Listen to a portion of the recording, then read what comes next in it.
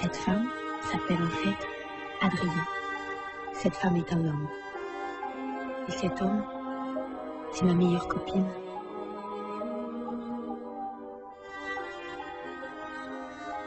Voilà comment tout a commencé.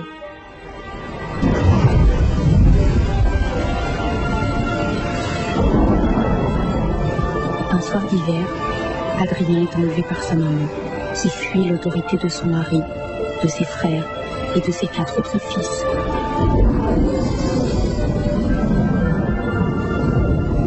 Cette nuit-là, la maman d'Adrien décida que son fils serait une fille, quel que soit le sexe que les anges lui avaient donné.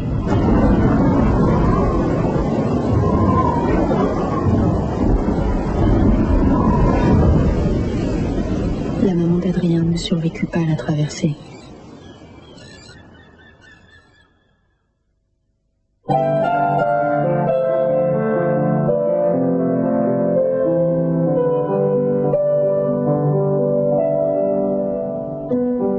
Lorsqu'Adrien est découvert par la mère supérieure de l'orphelinat Sainte-Marie, il n'est alors pas question que ce bébé miraculé soit autre chose qu'une petite fille.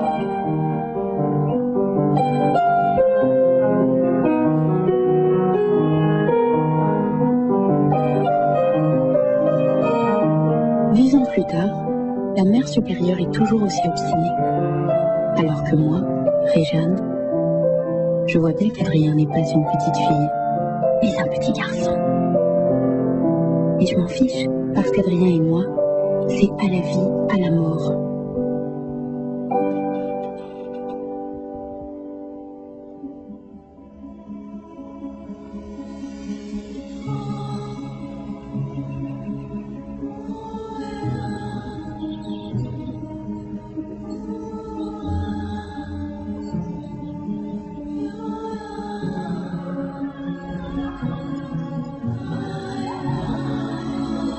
Adrien aimait tellement être ma meilleure copine qu'il oublia qu'il était un garçon.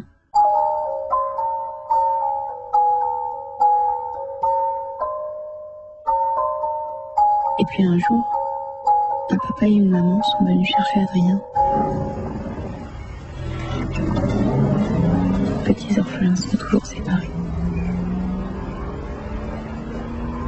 Moi, Réjeanne, je me suis jurée de le retrouver. De longues années plus tard, Adrien se présente au studio de la Victorine à Nice, où se tourne un gros film américain en costume, et où le seul poste à pourvoir est celui d'être costumière. Adrien se pose des questions. Il sait qu'au fond, il n'est pas une fille. Et Adrien aimerait savoir ce que c'est que de vivre dans la peau d'un garçon. Un garçon, ça va bien, ça fume des gitanes.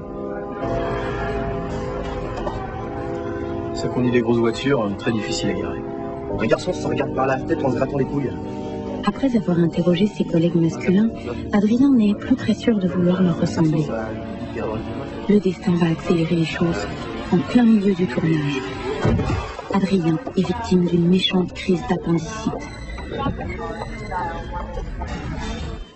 Ce soir-là, à la clinique, l'ambiance n'est pas au beau fixe. L'équipe de foot locale vient de perdre un match important et le chirurgien-chef n'est pas vraiment à ce qu'il fait.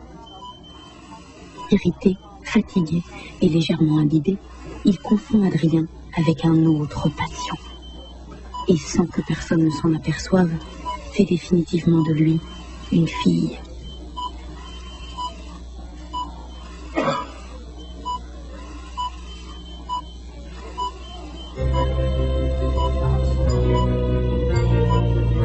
Une fois de plus, les choses ont été décidées à sa place.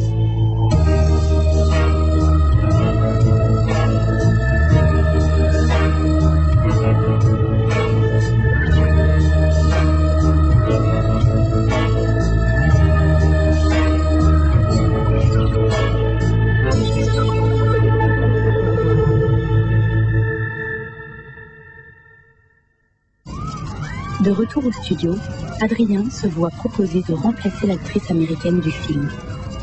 Il accepte, espérant que le film me permettra de le retrouver.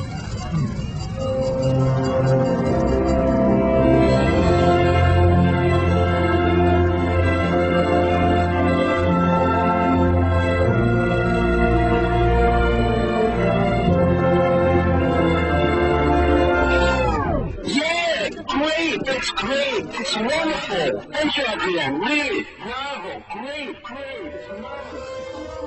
Pas un jour sans qu'Adrien ne pense à moi. Réjeanne, l'ami de toujours, l'ami perdu.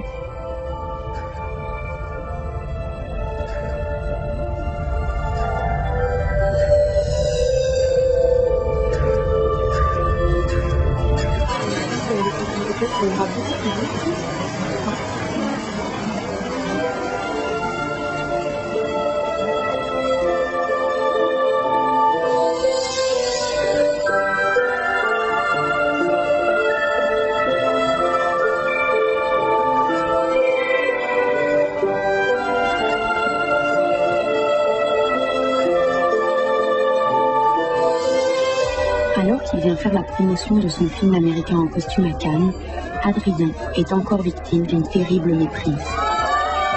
Son idée coïncide avec celle de la vedette indienne Raishi Varishma, son ciel Miss Monde. Journalistes et photographes ne comprennent pas l'erreur.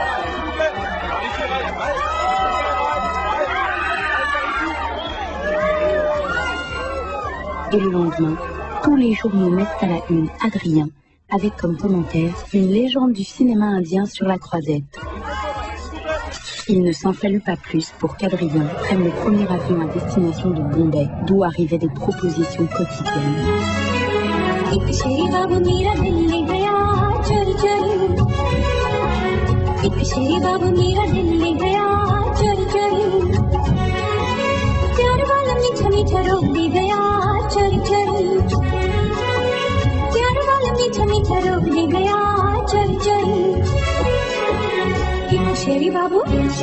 Adrien devint en 2 longs métrages une déesse vivante et on lui proposa très vite de se lancer dans la politique.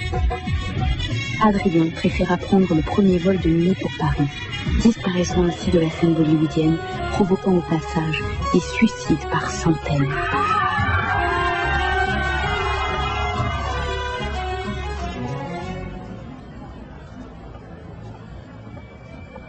Adrien, parlez-moi un peu de cette nomination aux Oscars. C'est un peu là qu'on s'est créé après un parcours indien absolument, non?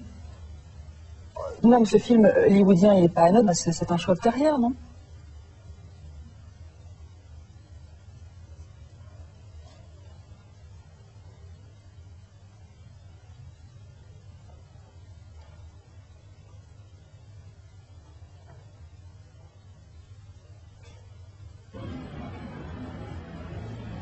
Après cette émission, Adrien, mon Adrienne, disparut mystérieusement.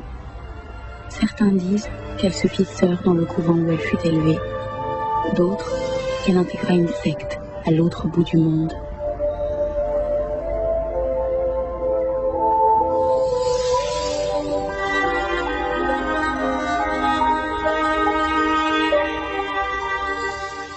Mais elle n'avait jamais quitté le fond de mon cœur.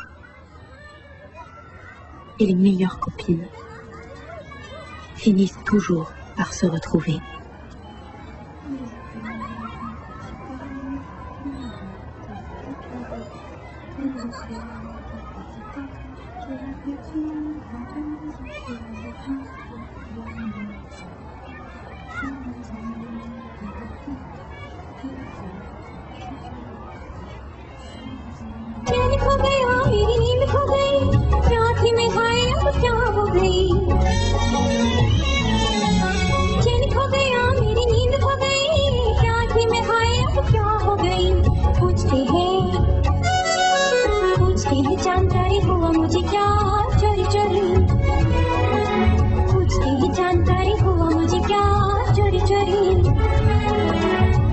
शेरी बाबू मेरा